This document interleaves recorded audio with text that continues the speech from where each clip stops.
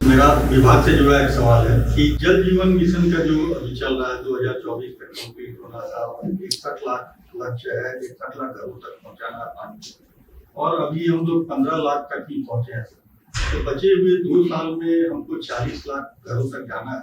इसके लिए क्या योजना है, कैसे हम लोग निर्धारित समय में इस लक्ष्य को पा पाएंगे? देखिए,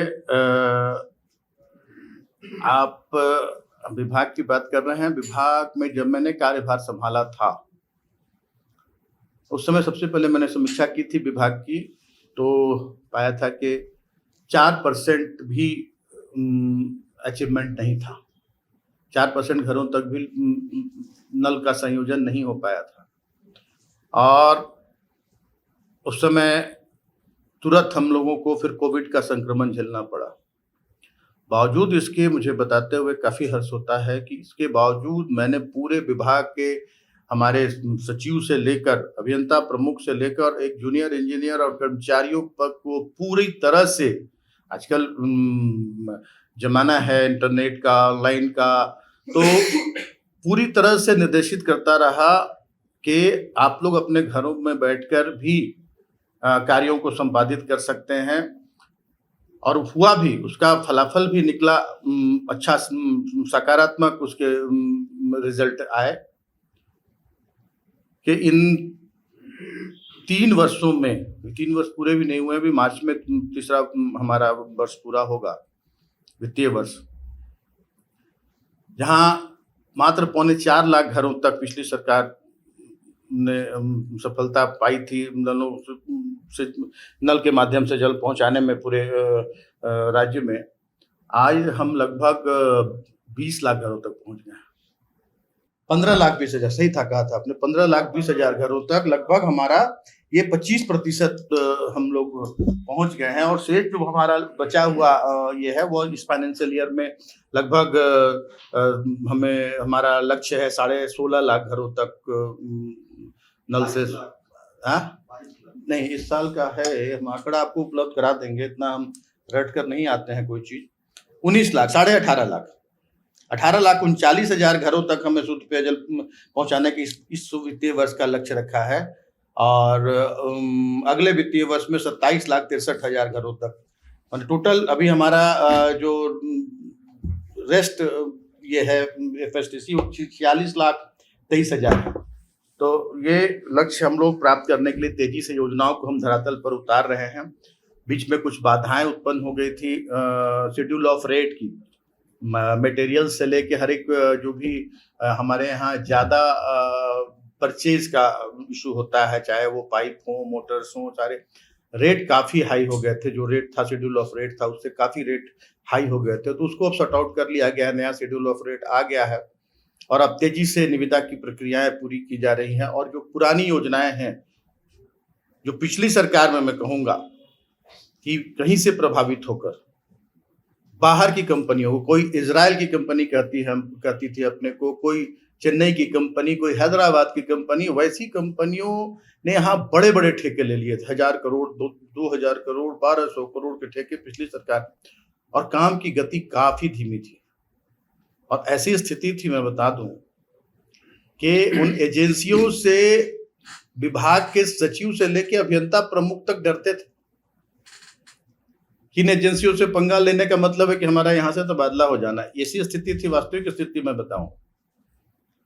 हमारे आने के बाद सभी पर कड़ाई की गई, शिकंजा कसा गया, और आज उसके परिणाम है कि तेजी से जहां जहां जिनको लक्ष्य दिया जा रहा, बहुत सी कंपनियों को तो जो अपने आप को कहती थी इजराइल की कंपनी, उसको आज पूरी तरह डिबार किया गया, उसको क्या कहा जाता है, ब्लैक लिस्टेड कर दिया गया है उसको, और उसका मेजरमेंट करके उसका काम वहीं पर रोक दिया गया। नई निविदा करके नई एजेंसी को काम देकर काम वहां करवाने का निर्णय लिया है विभाग ने। तो ऐसे निरंतर हमारे अभियंताओं के द्वारा विभिन्न प्रमंडलों पे एक टीम बना दी गई है। यहाँ के जो वरीय अभियंतागण हैं कि समय समय पर आप वहाँ जाकर रिव्यू करें विभाग ये प्रमंडल में जाकर, और जहाँ रिजल्ट नहीं मिलता है वैसे अभियंताओं पर कार्रवाई हो, वैसे जो हमारे अधिकारी हैं, कर्मचारी हैं, उन पर कार्रवाई है, और उसका रिजल्ट मिल भी रहा है। और हमें उम्मीद है कि हम 2024 में जो हमें लक्ष्य मिला है कि 2024 में 61,22,000 घरों तक शुद्ध पेयजल नल के माध्यम से पहुंचाने का, पूरी तरह से तो नहीं, लेकिन मुझे उम्मीद है कि हम बहुत हद तक इसमें कामयाब होंगे। और निरंतर हम पत्राचार भी कर रहे हैं केंद्र की सरकार से कि ये जो 2024 तक का मिशन है इसको आगे भी जारी रखा जाए, क्योंकि झारखंड का हमारा जो भौगोलिक स्थिति है वो अन्य राज्यों से काफ़ी भिन्न है। और हमारे राज्य में ये योजना बहुत धीमी गति से शुरू हुई थी, बहुत मंथर गति से। दूसरे राज्य जो बिहार वगैरह में बहुत तेजी से ये काम, और राज्य सरकार की ओर से भी ये काम जल जीवन मिशन के पहले भी बहुत तेजी से ये काम हुए थे, हमारे राज्य में नहीं हुए थे। तो वहाँ टारगेट अचीव करने में सहूलियत हुई। लेकिन बगल में यूपी है, यूपी में भी बहुत पीछे है, अभी बहुत पीछे है। और हमने आग्रह किया है राज्य सरकार से, केंद्र सरकार से कि जो 50% इस योजना में 50% अंशदान केंद्र का होता है, 50% राज्य का होता है, राज्यांश। तो हमने आग्रह बार बार किया है, बार बार पत्र मैंने लिखा है जल शक्ति मंत्रालय में कि इसको आगे बढ़ाया जाए, कम से कम 1 साल का और समय दिया जाए कि सभी घरों को शुद्ध पेयजल पहुंचाया जा सके। हमें उम्मीद है कि सहानुभूतिपूर्वक इस पर विचार होगा और ये आगे 1 आध साल का एक्सटेंशन मिल भी सकता है। झारखंड 22 साल के बाद भी पिछड़े राज्यों में गिनती में आता है और जल जीवन मिशन के तहत राज्य के 4 जिले पाकुड़, गोड्डा, दुमका और जामताड़ा ये पिछड़े देश के 10 पिछड़े जिलों में शामिल हुआ है। इसको ठीक करने के लिए कोई नई योजना का काम हो रहा है? देखिए, बड़ी बड़ी योजनाएं आ रही हैं, जिससे आपको मैंने कहा कि एक पाकुड़ साहेबगंज इलाके की बात अगर कहूँ तो वहाँ एक गंगा से पानी लाकर और बड़ी योजना करीब करीब वो 3300 करोड़ की योजना थी। उस समय केंद्र सरकार की आपत्ति थी उसमें, कितनी बड़ी योजना क्यों ली जा रही है, इसकी क्या जरूरत है। लेकिन बाकी हम बाद में हम लोगों ने उसे पार्ट कर दिया। पिछली सरकार ने प्रस्ताव भेजा था 3300 करोड़ की योजना, तो उसको हम लोगों ने अब पार्ट करके 3-4 पार्ट में उसका कार्य, और कुछ निविदा भी हो गया है, कहीं कहीं कहीं काम चल रहा है।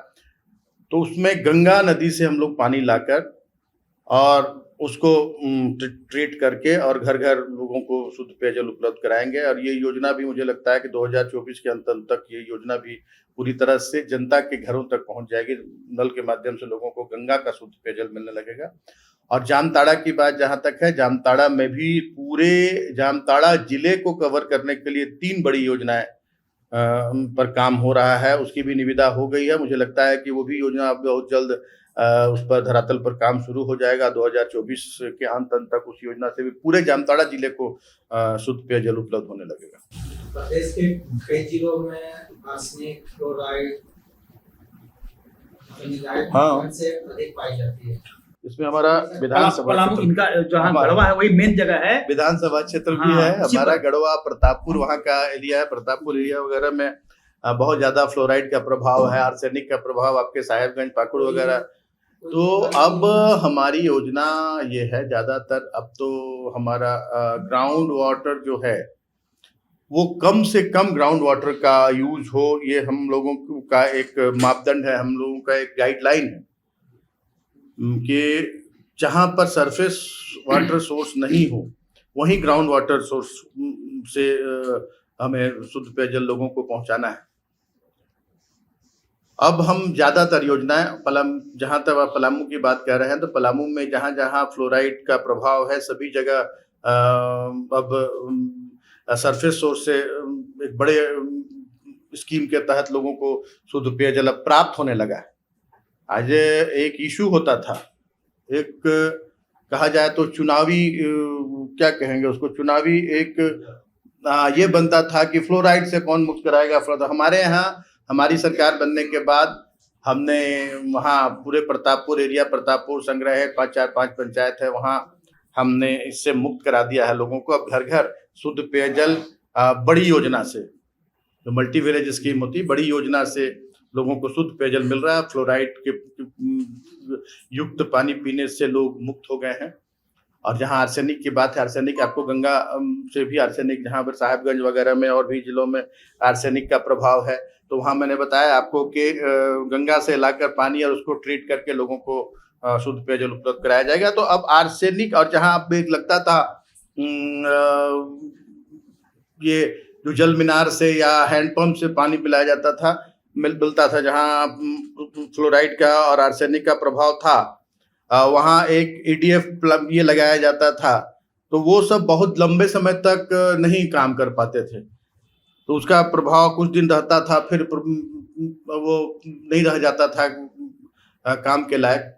तो अब वो दिन दूर नहीं कि जब अब पूरा झारखंड हमारा आर्सेनिक फ्लोराइड पानी पीने से मुक्त हो जाएगा, अब शुद्ध पेयजल मिलेगा सभी घरों को।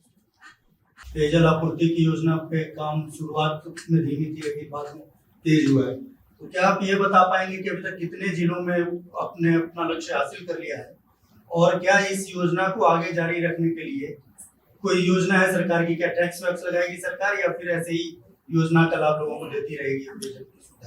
देखिए, पहले तो मैं बता दूं कि लगभग सभी जिलों को 100% आच्छादित करने की योजना पर काम, सभी जिलों को योजना के कोई योजना किसी धरातल पर उतर चुकी है, कोई निविदा की प्रक्रिया में है, कोई DPR की प्रक्रिया में है। हमारा लक्ष्य मैंने कहा था कि 100% 61,22,000 घरों तक शुद्ध पेयजल पहुंचाना हमारा लक्ष्य 2024 तक।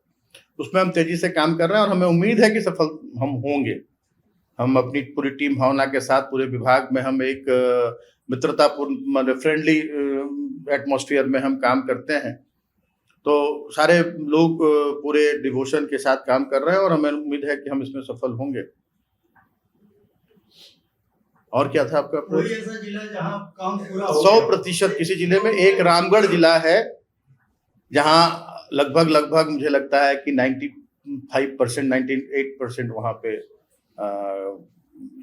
FSTC हो इस चुकी। योजना को जारी रखने के लिए लोगों को क्या भविष्य में टैक्स मिलेगा? अच्छा, हाँ, ये पूछा था आपने सवाल। जो योजना पूरी हो गई है संरक्षण, और मानिए कि जो वहां जाने लगा वाटर सप्लाई, तो उसके देखभाल संरक्षण के लिए कोई जल कर या कुछ? देखिए, जब तक लोगों को नहीं लगेगा कि हमें किसी चीज के लिए अगर हमको कुछ त्याग करना पड़ रहा है, कुछ पे करना पड़ रहा है, तब तक लोग उसके महत्व को नहीं समझते हैं।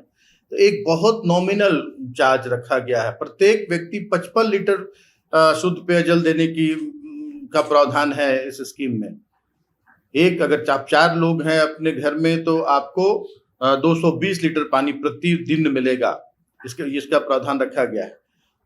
और जहां बड़ी योजनाओं की बात है, जो मल्टी विलेज स्कीम्स जो हैं, उसके पूर्ण होने के 5 साल तक जिस एजेंसी को वो कार्य आवंटित होता है, एजेंसी को उसका मेंटेनेंस करने की जिम्मेदारी होती है। उसको एजेंसी मेंटेन करती है 5 वर्षों के बाद विभाग को हैंड ओवर करती है।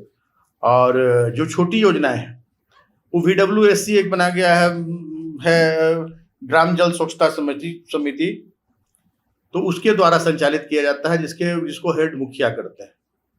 मुखिया के ये में अध्यक्षता में कमेटी होती है जिसमें जल सहिया और ग्रामीण लोगों की टीम होती है, वो लोग उसको, और उसमें एक लिमिट है कि अगर कुछ है अमाउंट, मुझे अच्छी तरह से नहीं पता है कि उतने अमाउंट तक अगर कोई उसमें खराबी आती है तो उसका भुगतान जो पैसा लिया जाता है 60 रुपया या कुछ मंथली है प्रत्येक घर से, तो वो उससे मेंटेन करेंगे।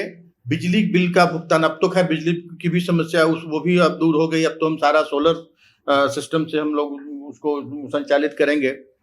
तो बिजली बिल भी जहाँ तक बड़ी योजना हो या छोटी योजना हो, बिजली बिल विभाग उसका जमा करता है योजनाओं को। और जब ये देने की जहाँ तक बात है, कुछ अंशदान देने की बात है ग्रामीणों को, तो इस पर हम लोग चर्चा कर रहे हैं कि इसको फ्री किया जाए। इस पर माननीय मुख्यमंत्री से हम आग्रह कर रहे हैं कि जैसे और तरह की योजनाओं में कोई राशि नहीं देनी पड़ती है, इसमें भी नहीं देनी पड़ेगी। हम इस पर बात कर रहे हैं। प्रभातखबर.com, विश्वास वही, रफ्तार नहीं।